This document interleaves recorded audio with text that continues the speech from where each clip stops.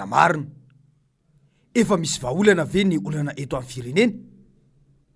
Ity herinandro ity dia natokana ankalazana ny fetim-pirenena na ny faharoa amby enimpolo taona niverenany fahaleovantena ny Madagasikara. Fety tokony anana ny maizy azy manokana izany, ary tokony ahafaly ny malagasy rehetra. Tsy izany anefa no iainan'ny malagasy maranitsa satria difotra ao anatin'ny krizy tanteraka ny firenena. Araka ny voalaza ny banky iraisam-pirenena dia ny 1.900 malagasy dia sokajina ho tena mahantra ary miaina latsaky ny $2.7 isanandro. Izany hoe raha dika amin'ny volantsika izany dia tsy mahita afa-tsy $907 isanandro akory. Averiny indray fa tena mahantra ny firenena. Ny fitadiavana izay sakafo hohanina isanandro no tena olan'ny vahoaka. Tsy maharaka intsony ny farim-piainan'ny malagasy. Ankoatr'izay dia efa azo lazaina fa milavolefona tanteraka ny jirama satria tsy maintsy misy ny delestazy isanandro fa tsy mahita vahaolana ny mpitondra fanjakana. Ireo vahoaka izay mampiasa elektrisite eo amin'ny fitadiavana isanandro dia tsy afaka miasa noho ny tsy faloavana ny jiro izay tapaka lava. Tsy misy firenena afaka androsa izany raha toka ny jiro aza tsy misy. Ny rano moa dia tsy lazaina intsony fa ireny voalaza ny tompona andraikitra ao amin'ny banky iraisam-pirenena ireny ny hoe ny vahoaka madinika no tena mividy rano lafo be, kanefa amin'izany aza mbola sahirana mitady rano. Tsy misy vahaolana hatramin'izao. Tsy ireo ihany ny olana fa ny tsy fisian'ny fandriam-pahalemana dia mbola eo ihany koa.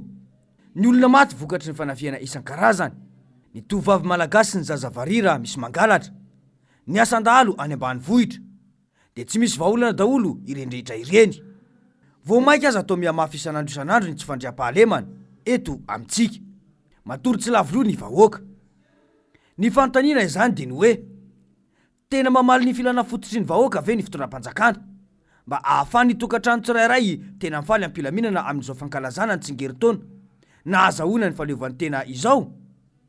Sa rehefa hikarakara fety ny mpitondra dia mahita vola, fa rehefa ny olana mahazo ny firenena no hitadiavam-bahaolana dia tsy misy ny enti-manana anaovana izany?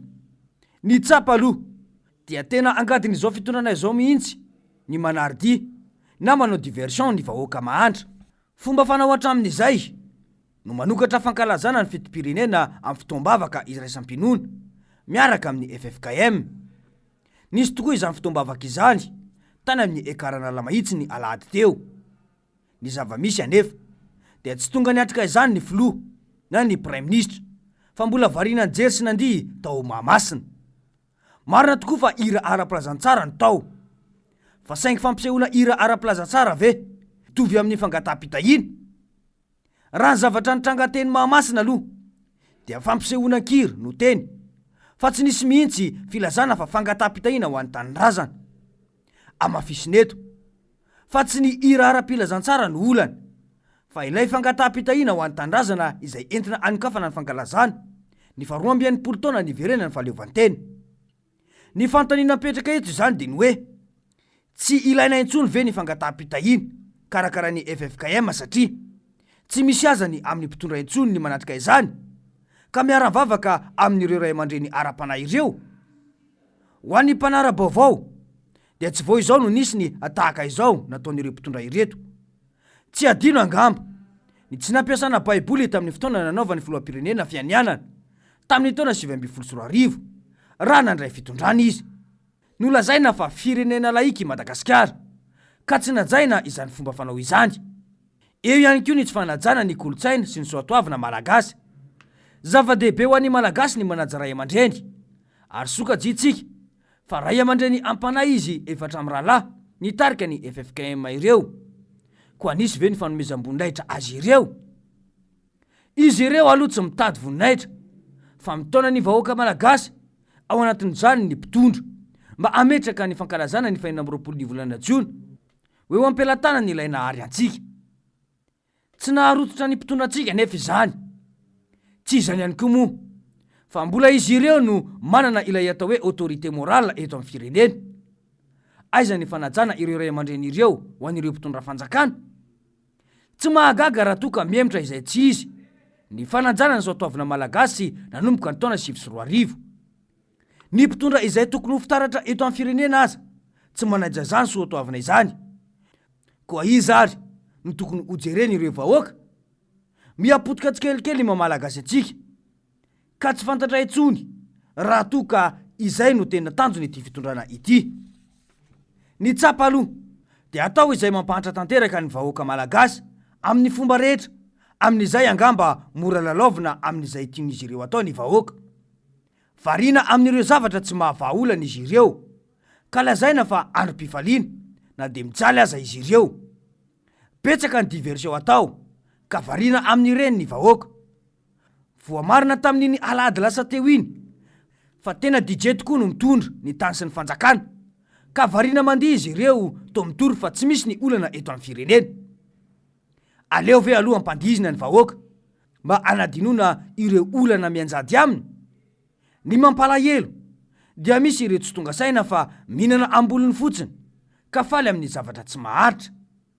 Tsy azo fenina intsony ny fiamoran'ny firenena sy ny fahantrany vahoaka malagasy, kanefa toa hita fa tsy de amakin'ireo mpitondra loha ny makasika izany.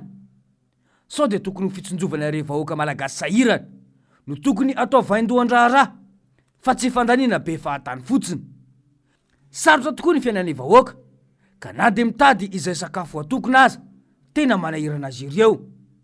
Tsy izay ihany fa ireo fanakatonana ny lalana maro eto andrenivohitra dia eo ihany koa, kanefa na de ny fitohanany fiara andavanandro aza tsy ahitana vahaolana.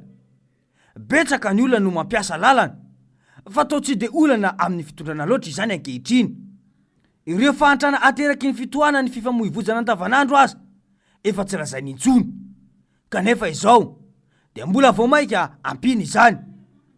Move ny fahasotoana miasa no tena anavitra ny firenena. Ny orairay na roa lany amin'ny fitohanana dia vidina lafo ankehitriny, kanefa dia ny mpitondra indray no mamboly ny fitohanan'ny fiara izany eto amintsika. Tena hita tokoa fa mpitondra tsy vonina anasosy hitady izay ampandroso ny firenena no misy eto amintsika, fa mpitondra faly ampandiva vahoaka fotsiny ihany. Tsy misy olana ny amin'izany raha toka ny vahoaka efa manana ny ampy. Ny misy aloha dia nohanina androany no tadiavina androany. Rehefa tsy hita izany dia mandro fotsy izany ny fianakaviana. Inona izany no ao ambadika izao diversion maro ataony mpitondra izao? Entina makaiza ity firenena ity? Fa ahoana marine?